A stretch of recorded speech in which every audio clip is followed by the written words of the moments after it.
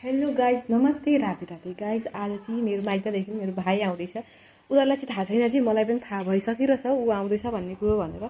अनि मलाई चाहिँ थाहा भइरहेछ, किनभने मैले फोन गर्दा इग्नोर गर्ने यस्तो यस्तो अब डाउट हुन्छ नि त, एउटा आउने कुरो हुँदा। मैले बार बार मेरो हस्बेन्डलाई पनि फोन गरेर सोधिरहेको छु के भाइ आउँदैछ भन्दाखेरि उसले पनि भन्नुभएको छ छैन, आज आउँदैन, भोलि पछि आउँछन् भनेर भनिराख्नु भइरहेछ।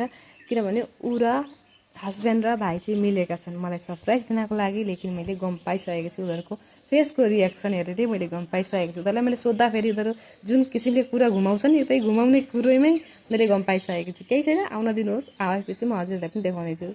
र फाइनली गाइस भाइजी घरमा आइसकेको छ, जस्ट भर्खर आइसकेको। अनि हेर्नु न, भान्जीले चाहिँ मामालाई चिनेकी चाहिँ, तर कति लाज लागेको, केटाकेटीलाई पनि लाज लाग्दो रहेछ है, घरमा पाहुना आउँदा लाज लाग्दो रहेछ। अनि यहाँ राधे राधे गर्दैछ, मलाई हेर्दै, आमालाई हेर्दै, मामालाई हेर्दै राधे राधे गर्दैछ।